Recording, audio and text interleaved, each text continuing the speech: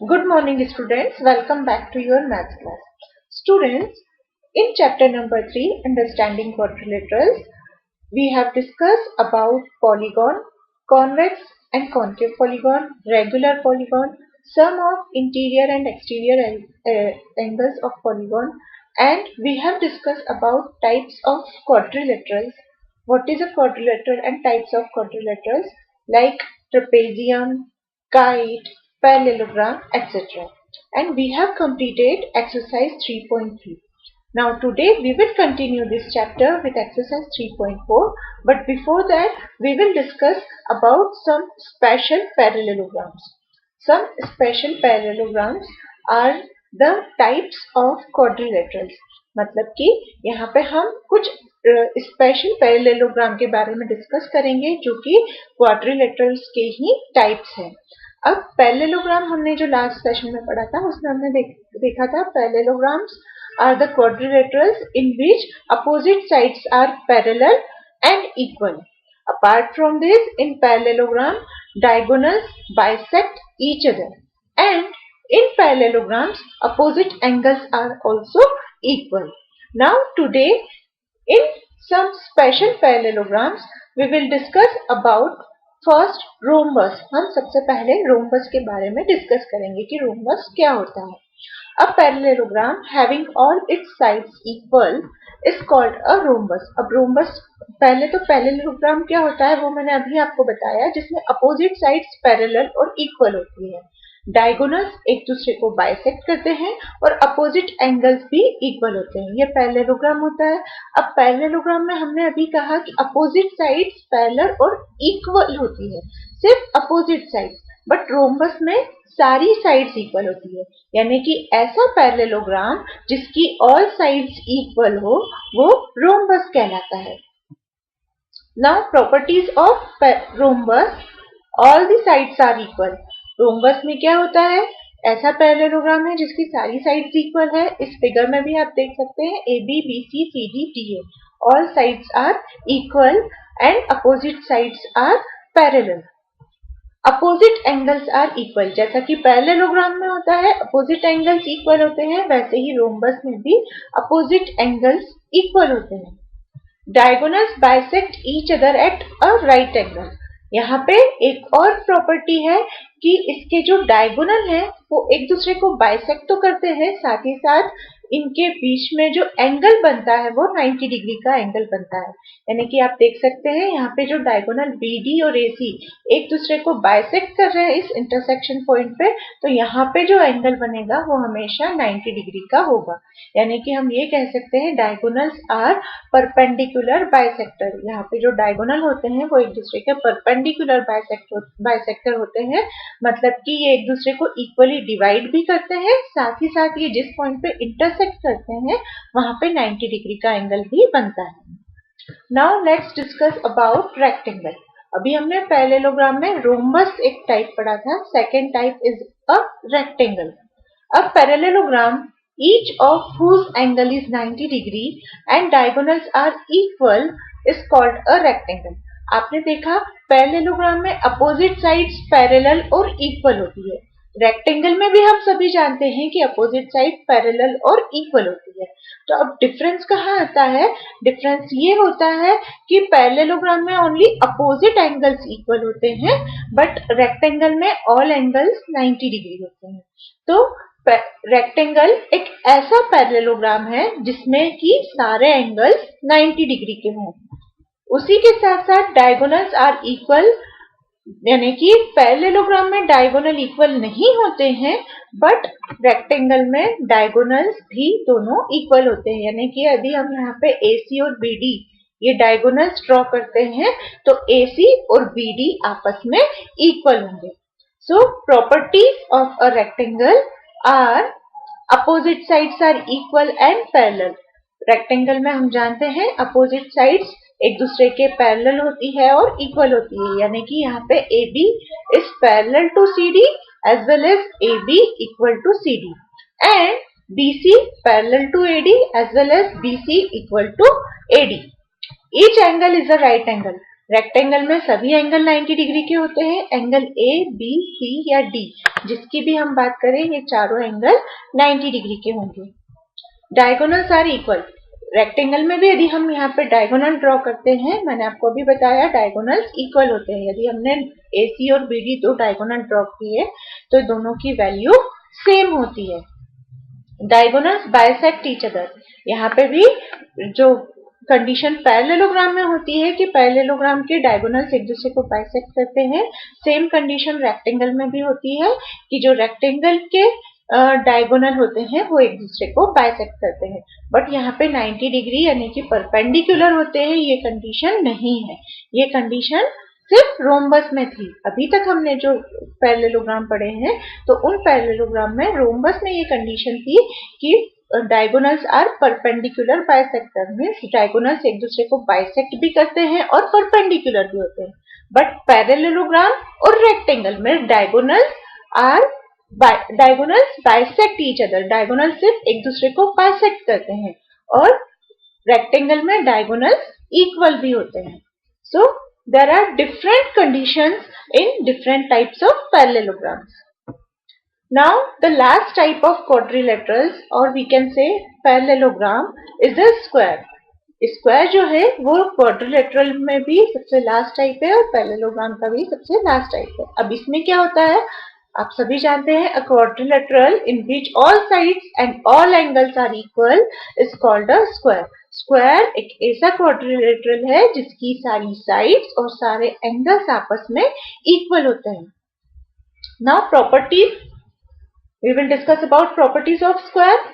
All the sides are equal and opposite sides are parallel. आप यहाँ पे देख सकते हैं एक स्क्वायर ड्रॉ किया गया है। स्क्वायर में सारी साइड्स इक्वल होना कंपलसरी है। So AB equal to BC equal to CD equal to DA। अब यहाँ पे एक और क्या बात है, each angle is a right angle. All sides are equal and all angles are equal. सभी एंगल्स भी इक्वल होना जरूरी है। तो यहाँ पे सारे एंगल हो जाएंगे 90 डिग्री के। Angle A, angle B, angle C, angle D, all angles are equal to 90 degree. Diagonals are equal, जैसा कि रेक्टेंगल में होता है कि डायगोनल्स इक्वल होते हैं, उसी तरह से स्क्वायर में भी डायगोनल्स इक्वल होते हैं। And the last property of a square is diagonals bisect each other at right angle. अब यहाँ पे भी रोम्बस वाली एक प्रॉपर्टी सेटिस्फाई हो रही है कि डायगोनल एक दूसरे को बाइसेक्ट भी कर रहे हैं और एक दूसरे के परपेंडिकुलर भी है। यानी कि यहाँ पे जो डायगोनल आप देख रहे हैं AC एंड BD, ये AC एंड BD इक्वल भी है और ये एक दूसरे को परपेंडिकुलर, एक दूसरे के ऊपर परपेंडिकुलर बाइसेक्टर है। यानी कि ये BD जो है डायगोनल वो AC को इक्वली डिवाइड भी कर रहा है और इस AC के ऊपर परपेंडिकुलर भी है।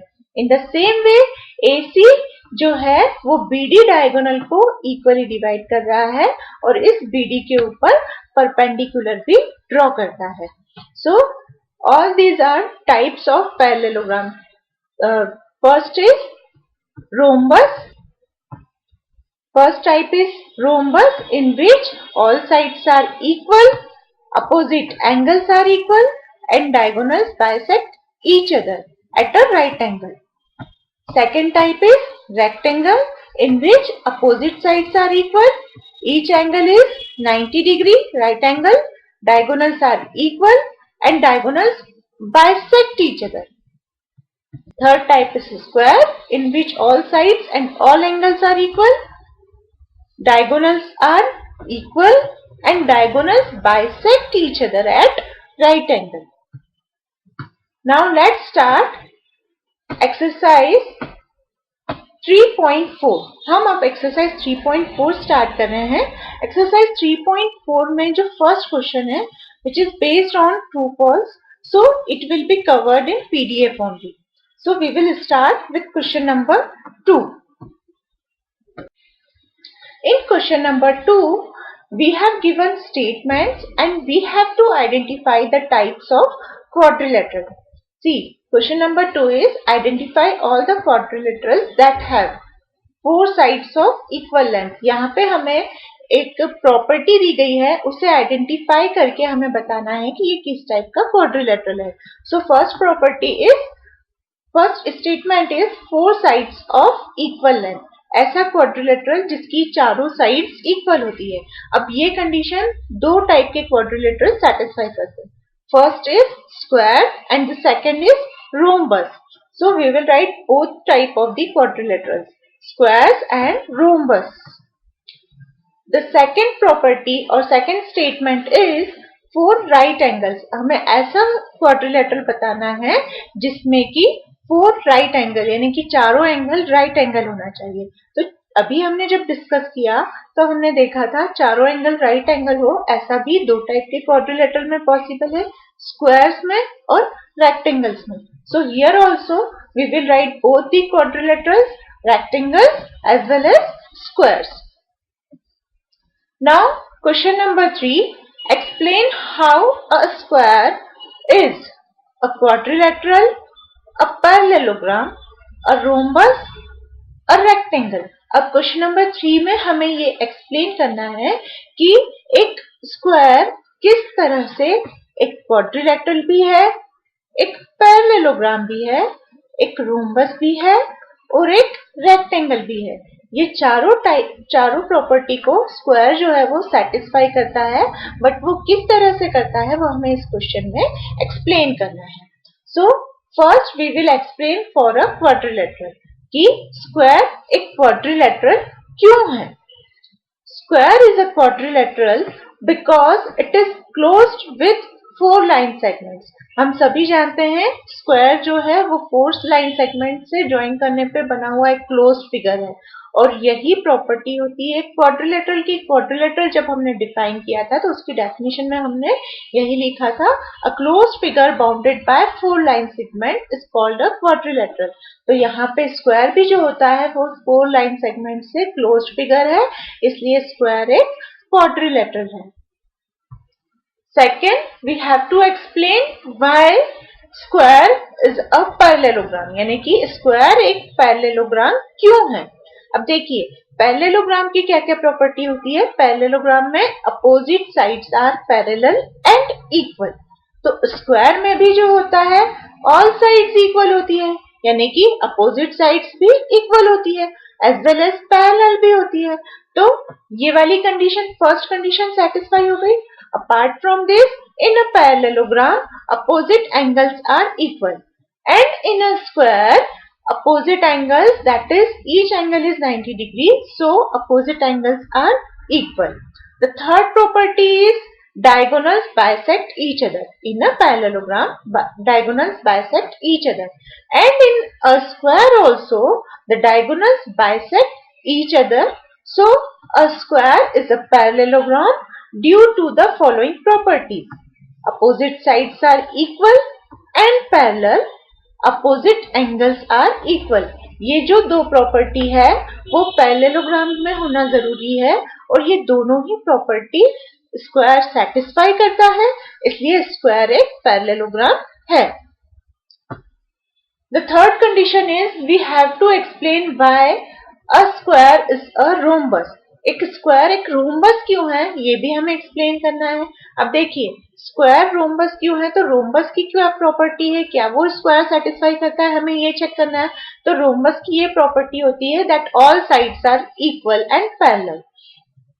तो स्क्वायर में भी ये चीज होती है, opposite sides all sides equal होती है और अपोजिट साइड्स पैरेलल होती है। इसी के साथ साथ रोम्बस में हमने बताया था diagonals bisect each other at a right angle.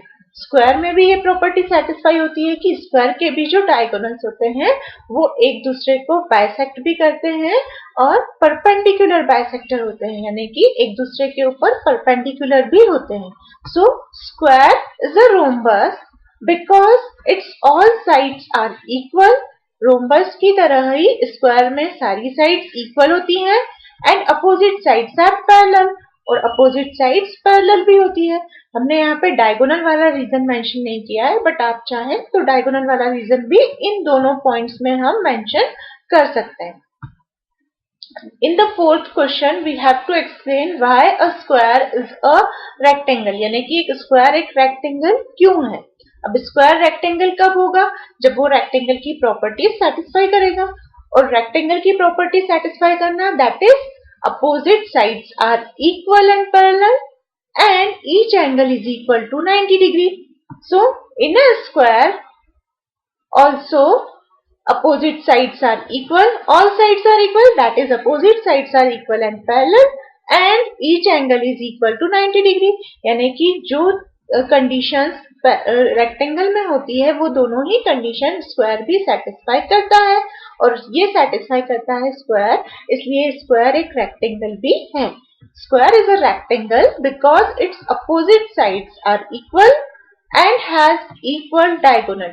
यहाँ पे diagonal वाला रीजन भी हमने मेंशन किया है कि डायगोनल्स जो होते हैं वो रेक्टेंगल में भी इक्वल होते हैं और स्क्वायर में भी इक्वल होते हैं. यानी कि जो रेक्टेंगल की प्रॉपर्टी होती है all opposite sides are equal, वो स्क्वायर में भी होती है opposite sides equal. Diagonals are equal, square में भी डायगोनल्स इक्वल होते हैं. Each angle is equal to 90 degree in a rectangle and in a square also all angles are equal to 90 degree. Hence a square is a rectangle.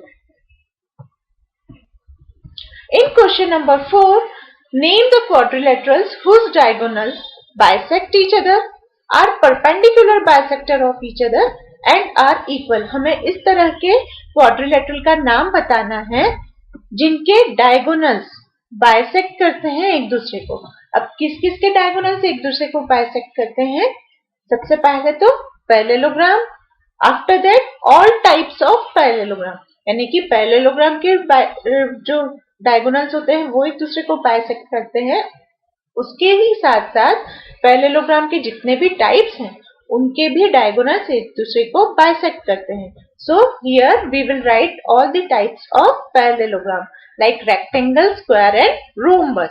So the quadrilateral whose diagonals bisect each other are parallelogram, rectangle, square and rhombus. Now we have to name the quadrilateral whose diagonals are perpendicular bisector of each other.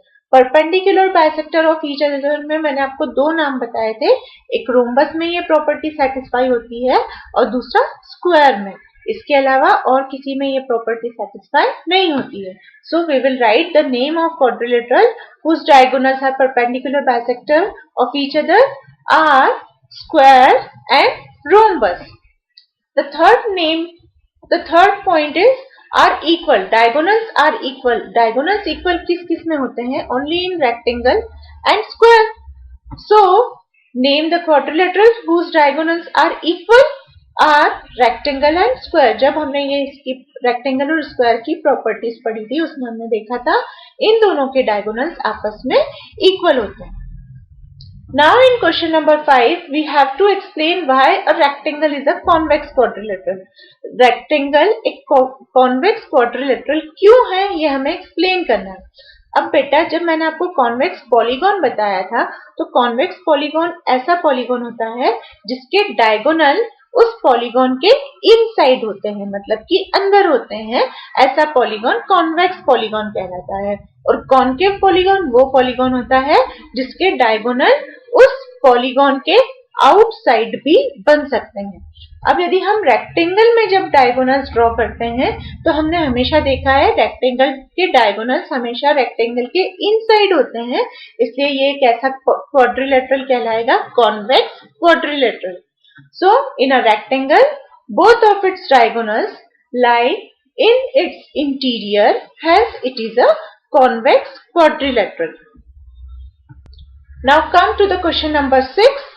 In this question, ABC is a right angled triangle and O is the midpoint of the side opposite to the right angle.